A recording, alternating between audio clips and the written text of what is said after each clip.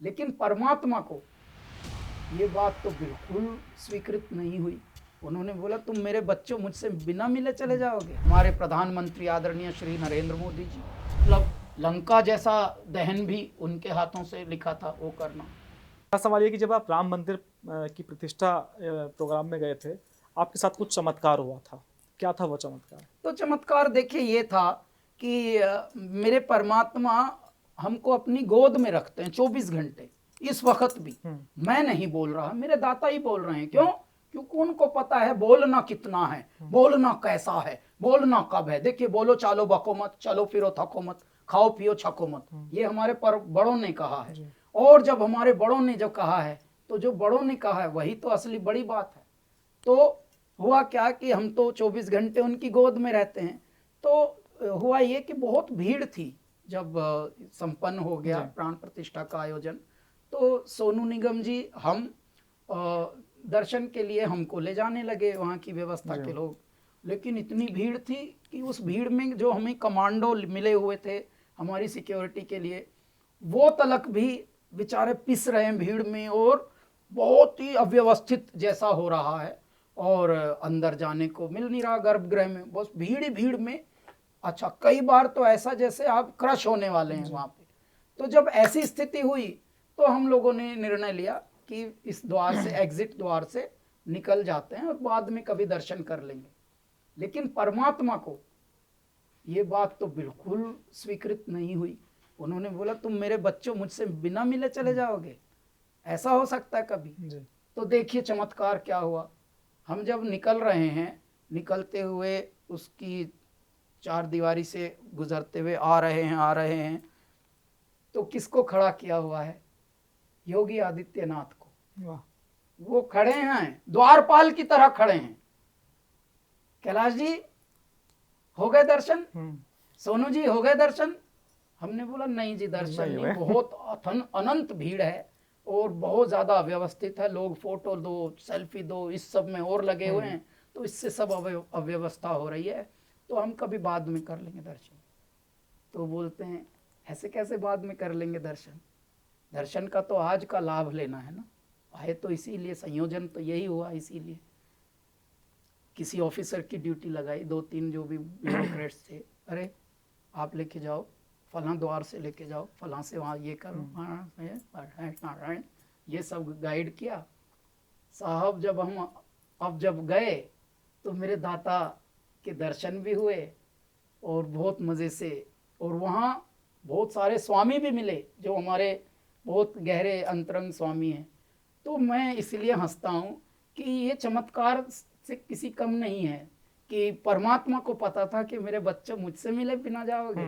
ऐसा और सीधे योगी जी को खड़ा कर दिया आपको योगी दर्शन जी को कराने के लिए। द्वारपाल बना दिया साहब, वहीं भगवान का कि चलो आप संभालो ये जिम्मा, क्योंकि ये इमोशनल भावनात्मक जिम्मा है, ये इसके लिए आप हो सकते हैं।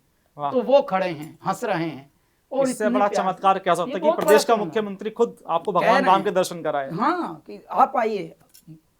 हमको भगवान ने देव तुल्य कुछ ऐसे लोगों को भेज दिया जिनमें अग्रगण्य हैं हमारे प्रधानमंत्री आदरणीय श्री नरेंद्र मोदी जी, जिनको सामान्य परिवार में रखा, स्ट्रगल दिखाया, संघर्ष दिखाया, तराशा उनको भी, जैसे कुम्हार ने उनको गढ़ा। They are the chosen one, जो चुने गए होते हैं उन्हीं को चुनौतियां देते हैं दाता। उनको चुनौतियां दी। पहले तो ऐसे परिवार में जो विपन्न परिवार था, संपन्न नहीं था, उसके बाद हर चीज उनको खुद से उगवाई कि भैया पानी पीना है, कुआं खोद।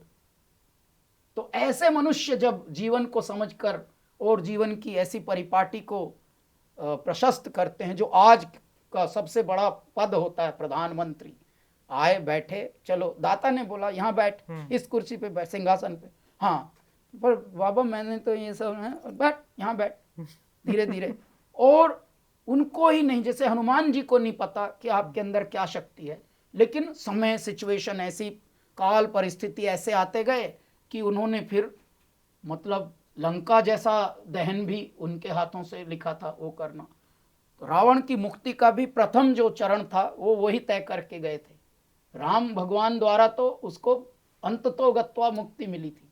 तो ये जो स्थितियां हैं हमारे देश की, अब हमारे देश की कला, हमारे देश की आध्यात्म, हमारे देश की संस्कृति। अब देखिए दुनिया पैर छूने लग रही। पहले तो पैर छूने को भी अनुकूल माना जाने लगा था। इसी दुनिया में हमारा 20 साल के करीब का करियर हो गया, 18 साल हो गए, 2006 से हैं। हमने खुद देखा है कि ये बहुत ही अनफैशनेबल और ये सब माना जाता था। हम जब संस्कृत में प्रणाम करते थे, नमस्कार करते थे, फिल्मों में ही हमारी हंसी उड़ती थी कि ये पता नहीं कहाँ कौन सी दुनिया से आया है। आज ऐसी दुनिया के हम हिस्सा हैं जी, जो हिंदी फिल्म कहने को है लेकिन हिंदी से गुरेज है उन्हें, हिंदी बोलने से, हिंदी संस्कारों से, हिंदी वैल्यू से। और भैया तुम कौन सी दुनिया से आए हो? तुम इतने नकली हो कि असली तुमको पूज रहे हैं और असली की तुम हंसी उड़ा रहे हो। तो वैसा एक संसार था। लेकिन अब पिछले 10 एक वर्षों से ज़रा देखिए भारत की तस्वीर क्या बदली है साहब। आपको स्पोर्ट्स में भी इज्जत मिलने लगी। एथलेटिक्स, जो एथलीट्स होते हैं हमारे, उनमें पहले तो देखता ही नहीं था कोई, जानता भी नहीं था। ये भी कुछ भाला फेंक कभी सुनी थी? कभी नहीं सुनी थी जिंदगी में भाला फेंक सुनी थी? है मेरे जितने भी मनुष्य यहाँ पे विराजमान हैं, हमारा इंटरव्यू चलते हुए, भाला फेंक हल्के में लेते थे। लेकिन आज भाला फेंक को ब्रांडिंग दे रहा है परमात्मा। ऐसे ब्रांडिंग, जबकि है बिल्कुल वो देसी खुर्राट, बोलता भी है तो एकदम हरियाणवी में बोलता है। ये जी मुझे नहीं पता जी ये सब क्या होता है, लेकिन हाँ मुझे ये पता है समर्पण, डेडिकेशन और मेहनत से सब सफल हो जाता है जी। उसके आप बात सुनिए। अच्छा, प्रधानमंत्री जी उससे बात कर रहे हैं, मजाक की बात कर रहे हैं, और वो फिर भी सहज में है। यही मेरा भारत है असली। लेकिन सब नकली बन गया था।